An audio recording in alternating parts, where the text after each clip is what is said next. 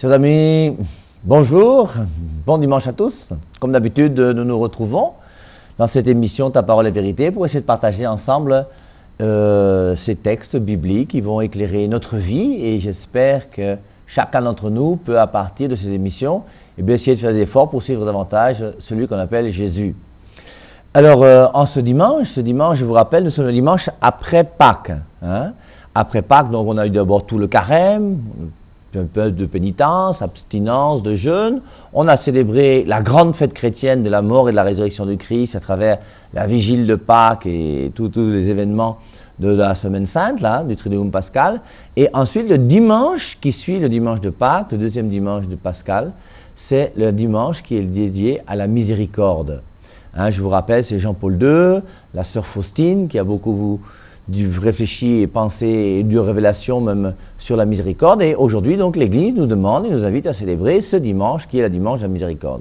Le dimanche de la miséricorde, pour moi, c'est quoi? Il faut, vous voyez, que chacun d'entre nous puissions comprendre. On a fait le carême, plus ou moins bien, on a célébré Pâques, le Christ est mort et ressuscité. Et l'Église veut te faire comprendre que, quelle que soit ta vie, quel que soit ton péché, ne te détourne pas de Dieu.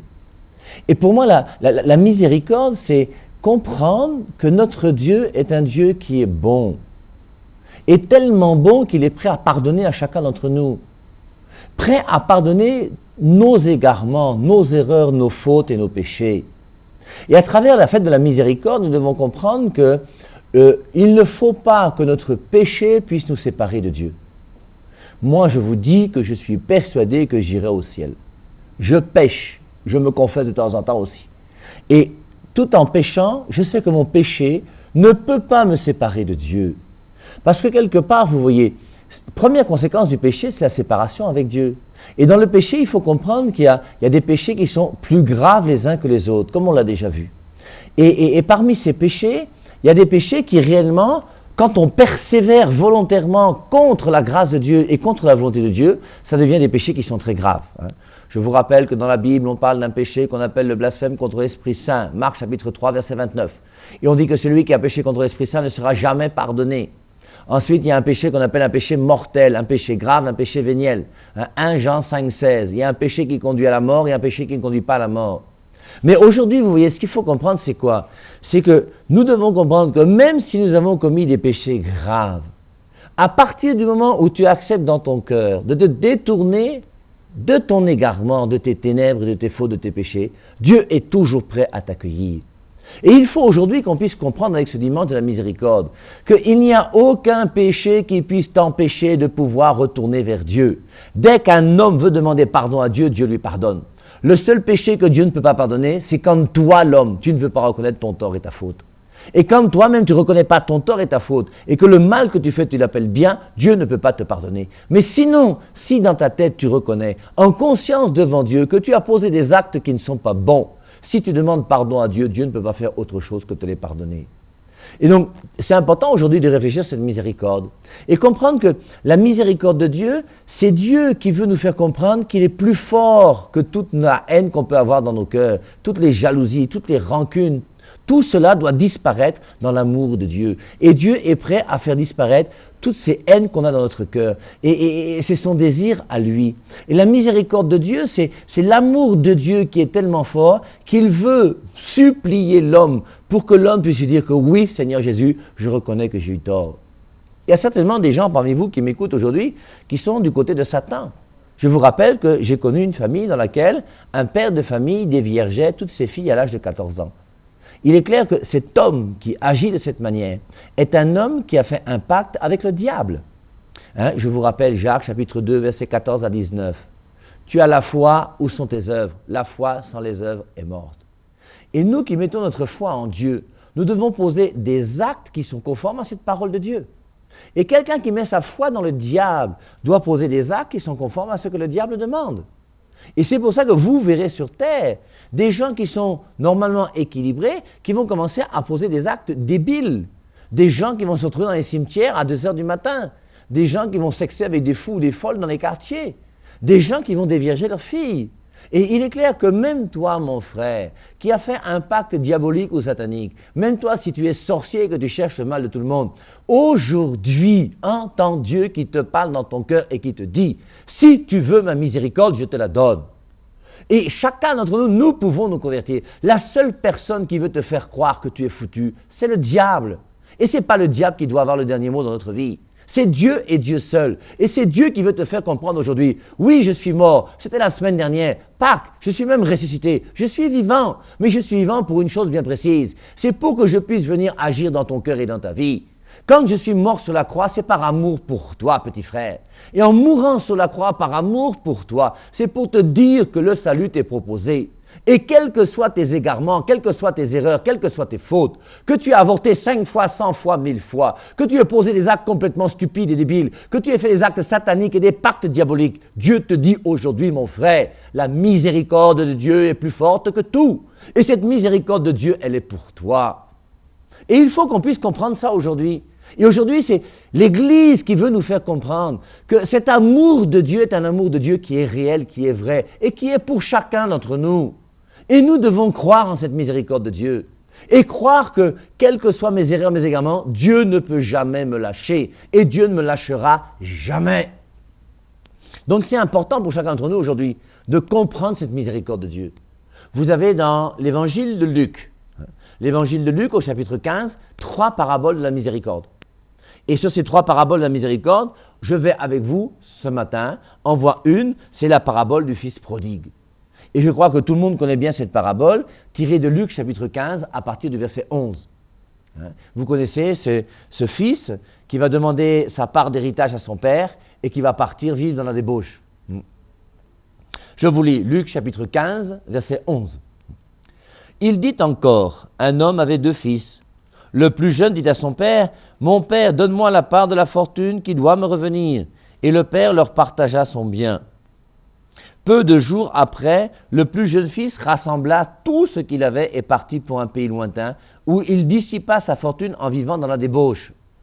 Lorsqu'il eut tout dépensé, une grande famine survint dans ce pays. Il commença à manquer de tout. Il se lia avec un des habitants du pays qui l'envoya dans ses champs faire paître les pourceaux. Il aurait bien désiré se rassasier des caroubes que mangeaient les pourceaux, mais personne ne lui en donnait. Comprenons bien.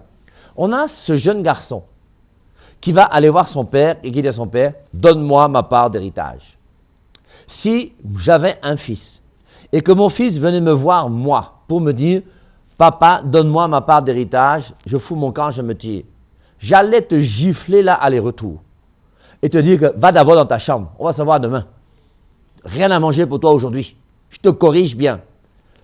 Le père de cette parabole du fils prodigue, lui, il va donner la part d'héritage à l'enfant. Et l'enfant va prendre sa part d'héritage. Je vous rappelle qu'on donne normalement l'héritage à quelqu'un le jour où on meurt. L'héritage, c'est la conséquence qui se passe après la mort de ton père. Donc quand toi, fils, tu demandes ta part d'héritage à ton père, tu veux faire comprendre à ton père que, père, comme tu vois, pour moi, dans mon cœur et dans ma vie, je considère que tu es mort. Et c'est comme si tu étais mort. Là, c'est donne-moi ma part d'héritage, je fous mon camp et je me tire. Et le père a accepté de donner sa part d'héritage. Il faut que vous aussi, les parents, vous compreniez une chose. C'est qu'au bout d'un moment, vos enfants, forcément, vont vous échapper. Au bout d'un moment, vos enfants n'ont plus 6 ans et 8 ans. Au bout d'un moment, vos enfants deviennent majeurs et grands. Et après, ils ont droit d'aller chercher leur vie. Et quand ils vont chercher leur vie, même s'ils ne font pas ce qui vous plaît à vous, les parents, ils ont le droit d'essayer de faire ce qu'ils veulent. Vous devez les conseiller pour leur dire que voici ce que je te conseille, moi, ton père. Mais après, tu le laisses faire ce qu'il veut. Et une fois qu'il est majeur, d'ailleurs, il fait ce qu'il veut. Il n'a plus à te demander ton avis. Et la seule chose, toi, de ton côté, continue à prier pour que Dieu éclaire ton fils ou ta fille qui a commencé à faire des choses qui ne sont pas conformes à ce que tu voulais. Maintenant, donc, ce fils prodigue, il va partir. Avec l'argent qu'il a, il va vivre dans la débauche. Les femmes, l'alcool, toutes ces choses. Et en vivant dans la débauche, tant qu'il a de l'argent, il a beaucoup d'amis. Quand tu as de l'argent et invite tes gens au bar, donne-leur la bière, tu vas voir, tu vas avoir des amis comme ça, mon frère. Mais le jour où tu deviens gamé, que tu n'as plus les dos, que tu es foiré, ces mêmes gens qui donnent la bière sont les gens qui vont se moquer de toi en disant que regardez-moi un imbécile, il nous donnait à boire alors que lui-même il n'a même pas sa maison, il n'a rien, un idiot. Tu te retrouves seul. Et ce fils prodigue, après avoir gaspillé son argent dans la débauche, lorsqu'il eut faim, il a trouvé un habitant qui a bien voulu lui donner un petit travail. Son travail, c'est de surveiller les porcs. Et quand il voit comment on nourrit les porcs, la nourriture qu'on donne aux porcs, le gars aurait voulu manger ça, tellement la galère l'a frappé, tellement c'est dur sur lui, tellement c'est fort. Et le gars est perdu. Même la nourriture des porcs, c'est ça qu'il voudrait manger. Et au bout d'un moment, qu'est-ce qui se passe? Ce jeune garçon va commencer à réfléchir. Et en réfléchissant, il dit, nous sommes donc au verset 17. « Rentré en lui-même, il se dit, combien d'employés chez mon père ont du pain en abondance, et moi ici je péris à cause de la famine. Je me lèverai, j'irai vers mon père et lui dirai, Père, j'ai péché contre le ciel et envers toi. Je ne suis plus digne d'être appelé ton fils. Traite-moi comme l'un de tes employés. » Et vous voyez que ce fils reconnaît que la paternité avec son père, il l'a perdue.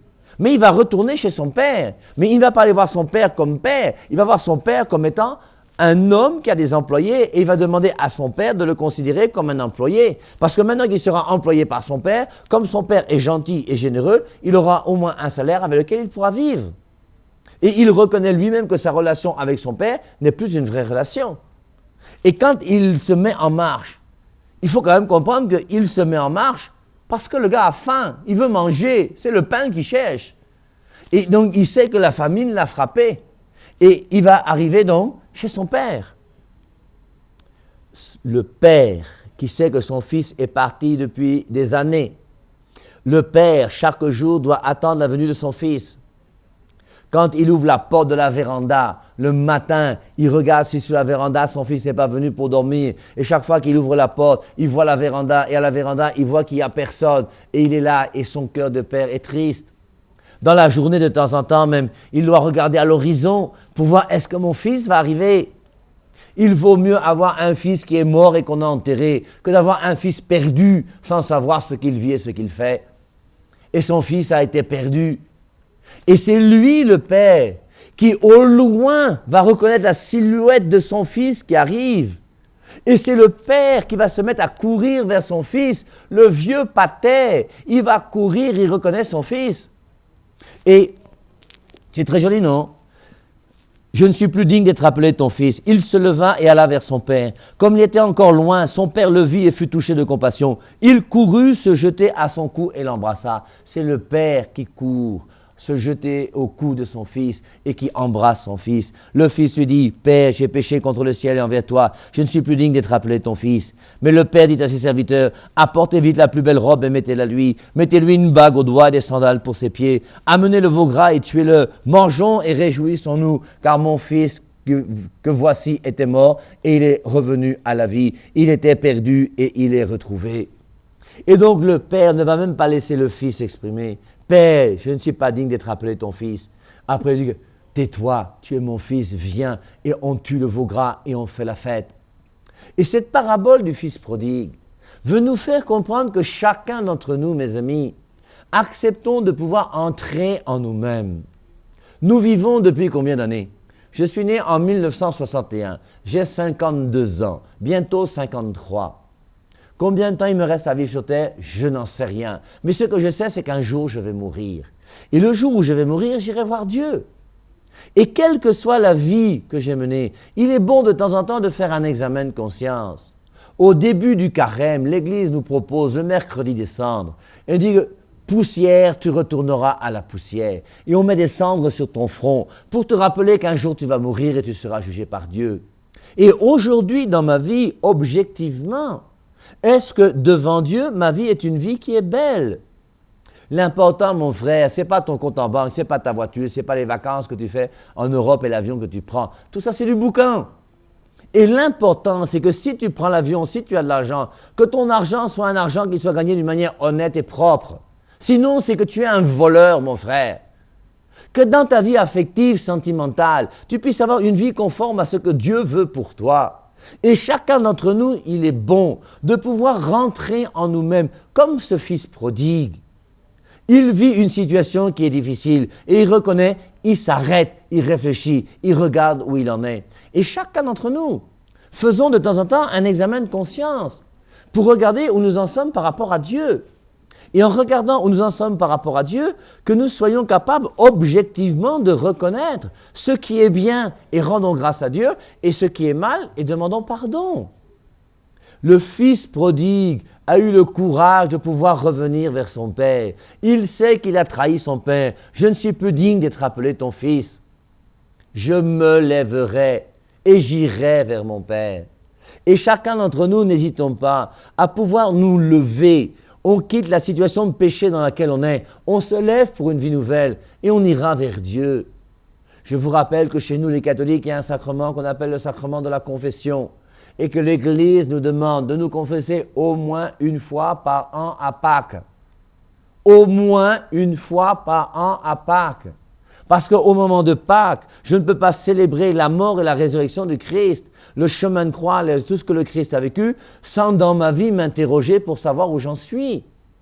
Et c'est pour ça qu'il est bon de faire un examen de conscience. Entre en toi-même pour dire, depuis 15 ans, 20 ans, 30 ans, 50 ans, 60 ans, 70 ans que je vis sur terre, où est-ce que j'en suis réellement par rapport à Dieu? Et en ce dimanche qui suit le dimanche de Pâques, accepter cette miséricorde de Dieu qui te donne sa grâce pour te faire comprendre que moi, Dieu, je ne suis pas là pour te condamner. Je vous rappelle ce verset que beaucoup de gens connaissent par cœur. Jean chapitre 3, le verset 16. Et dans Jean chapitre 3, le verset 16, il est dit dans ce verset que Jésus-Christ est venu dans le monde pour sauver le monde. Le Christ a tant aimé le monde qu'il a donné sa vie afin que quiconque croit en lui ne périsse pas, mais qu'il ait la vie éternelle. Et moi, je préfère le verset qui suit, après Jean 3, 16 et aussi Jean 3, 17, qui malheureusement est moins connu, et dans lequel il est dit « Le Christ est venu sur terre, non pas pour juger le monde, mais pour que par lui le monde soit sauvé. » Et le Christ est venu pour que le monde soit sauvé. Et aujourd'hui, la miséricorde de Dieu, c'est célébrer ce salut qui est proposé à chacun d'entre nous, quels que soient nos égarements et quels que soient nos péchés. Nous devons aujourd'hui, comme le Fils prodigue, entrer en nous-mêmes, réfléchir sur notre vie et voir où nous en sommes pour demander à Dieu sa miséricorde.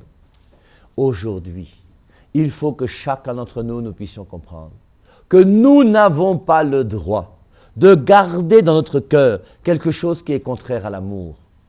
Je vous rappelle le commandement de Jésus-Christ. Jésus-Christ, dans Jean 13, 34, a dit « Aimez-vous les uns les autres comme je vous ai aimés. » Le grand commandement, c'est le commandement de l'amour. Et mon cœur ne peut être habité que par l'amour. Il faut qu'aujourd'hui, en comprenant la miséricorde de Dieu, que chacun d'entre nous, nous soyons capables de pardonner. Je suis sûr qu'aujourd'hui, il y a des gens qui, en m'écoutant, ont dans leur cœur des haines telles qu'ils ont décidé que jamais, je dis bien jamais, ils ne pardonneront à leur frère ou à leur sœur parce que leur frère ou leur sœur leur a fait du mal. Eh bien, moi, ma sœur, moi, mon frère, au nom de Jésus-Christ, je te demande de pouvoir libérer ton cœur. S'il faut pleurer, tu pleures. Si c'est dur, c'est dur. Mais tu mènes une vraie vie chrétienne. Et tu acceptes de comprendre que la miséricorde de Dieu, c'est pour nous pardonner à nous les pécheurs. Et tu dois être capable, toi aussi, à la suite de Dieu, de pardonner à ton frère, pardonner à ta mère, à ton mari, à ta femme, à tes enfants. Et il faut qu'il y ait un pardon qui soit vrai. Et un pardon vrai, mes amis, c'est pas la lâcheté. Pardonner ne veut pas dire oublier. Et quand je pardonne à quelqu'un, ça ne veut pas dire que j'ai oublié le mal qu'on m'a fait. Non. Et quand je pardonne à quelqu'un, je pardonne le mal qu'il m'a fait. Ça veut dire que dans mon cœur, je ne veux pas garder de haine et de rancune. Et je veux continuer à aimer mon frère. Mais mon frère, je veux l'aimer, non pas comme un ami, je vais l'aimer comme un ennemi. Matthieu chapitre 5, versets 44 et 45. Aimez vos ennemis.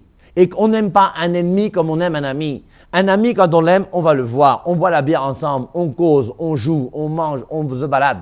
Un ennemi, je ne vais pas le saluer pour dire que tu es mon ennemi, je te salue. Bonjour. Non.